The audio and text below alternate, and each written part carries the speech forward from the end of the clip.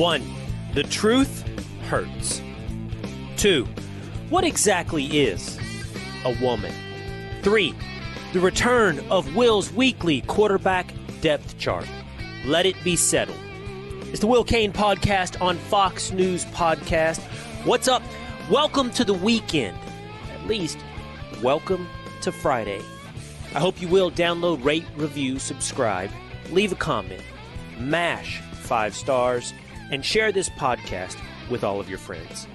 You know, one of the least appealing personality qualities that I probably embody is momentary infatuations with self-help, self-improvement. I know I'm not alone. I know I'm certainly not alone in January. I want to be a better version of myself. I do. I'm sorry. I do. I want to read more nonfiction. I want to be in better shape. I want to be smarter. I want to drink less. I want to walk through this life with purpose until next month when I read a different book and I walk through this life with a different purpose. That's the thing about self-help and self-improvement. It's like talking about your workout. It's sharing your CrossFit workout of the day with your friends. Nobody wants to hear it, even though they can hear your passion, because next month you'll have, a different passion. But you know, I've been thinking, why does that have to be a bad thing? We're all sort of grown-up children with our last hobby collecting dust in the garage. Yeah, I know you're super into bouldering. We got the shoes. What about all that snowboarding equipment that we haven't seen you pull out in about 6 months? It's usually a source of mockery and shame, but does it have to be?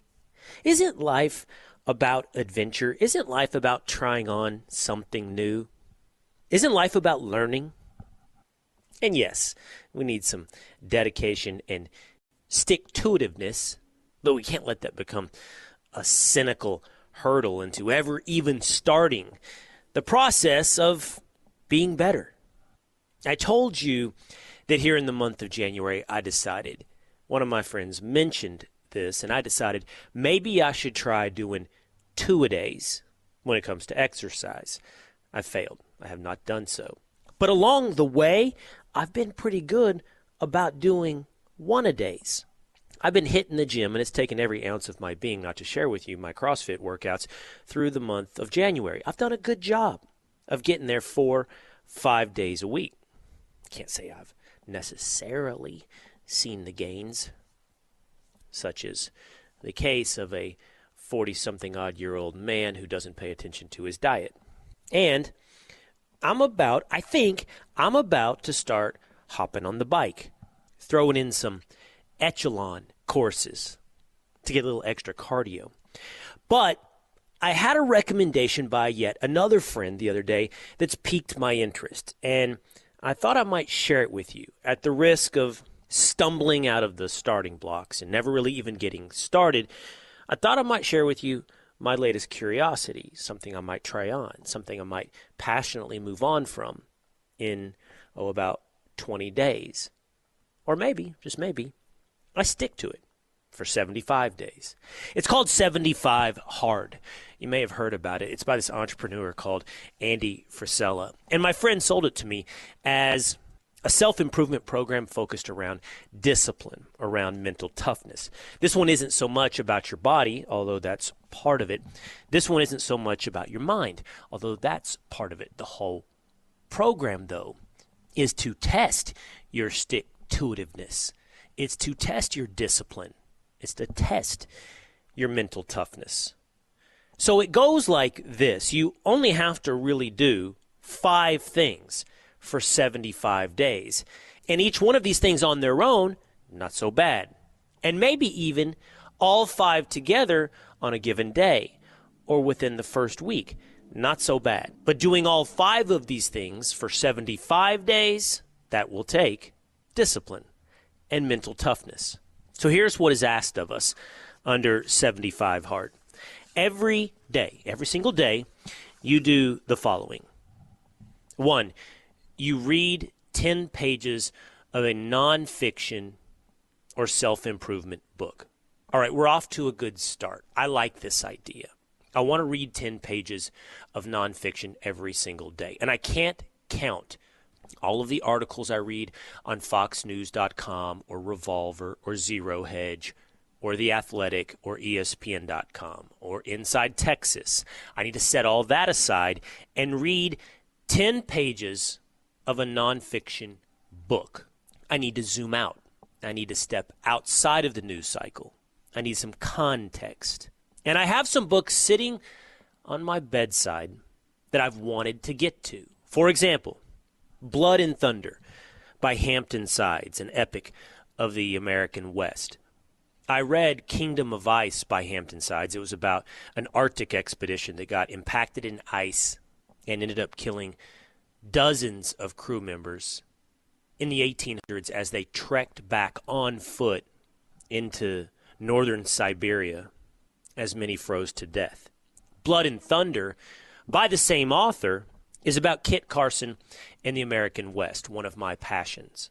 I love reading stories about American West outlaws like Billy the Kid, Butch Cassidy, Bonnie and Clyde, the Texas Ranger, Frank Hamer, and I like stories about American Indian tribes, like Empire of the Summer Moon, about the Comanche Empire and their famous wars against those Texas Rangers. So I've been wanting to read Hampton Sides' Blood and Thunder for quite some time. 10 pages a day would ensure I finished that book in the first half of the challenge, leaving me time to read the other book sitting by my bedside, Endurance, Shackleton's Incredible Voyage. It's a book written in 1959 by Alfred Lansing about the Antarctic expedition of Sir Ernest Shackleton to the South Pole. I'm always attracted to these frontier stories, these stories of adventure on the edge of civilization, be it Arctic or Antarctic exploration or stories of the American West. I love stories of adventure. 10 pages a day, I finish both Blood and Thunder and Endurance.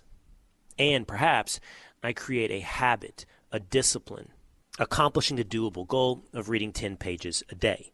In addition, you follow a diet. According to 75 Hard, you can pick any diet you want as long as you live up to the diet. The diet, though, must include no alcohol for 75 days. Okay, the challenge just got harder. I enjoy a cocktail. I enjoy a cocktail at the end of the day, several days a week. I want to cut out sugar. I know that I want to lower my carb intake. I once did Whole30. It's easier to say what you're allowed to eat on Whole30 than what you're not allowed to eat. You're essentially allowed to eat lean meats and vegetables. And you will drop, and I did drop, all kinds of weight you didn't even know that you were carrying around. When I did the Whole30, I remember people saying to me, your face looks thinner. Like the fat in my face started to go away. I don't know if I have it in me to do the Whole30 again because it is aggressive. But I do want to adopt some diet that not just takes away the bad things, but honestly, in service of the theme, reintroduces some discipline into what goes into my mouth. Number 3, you work out twice a day for 45 minutes each. And one of those workouts has to be outside. This one's hard. And quite honestly, this is what's holding me up on committing to 75 Hard. I know I said I want to begin 2-a-days, but in my mind, that's 2-a-days when I can make it happen. 2-a-days every day sounds insurmountable. I don't know how you fit that into a busy work schedule. I don't know how I can fit that into my day. But again, that's sort of the point. These 5 things have to become non-negotiable. If I haven't gotten my second 45-minute workout in that day and it's 9:30 at night, then I simply have to go outside and go for that 45-minute run, that 45-minute walk, get on that echelon bike and ride for 45 minutes. It becomes a non-negotiable. For the full podcast, go to foxnewspodcast.com.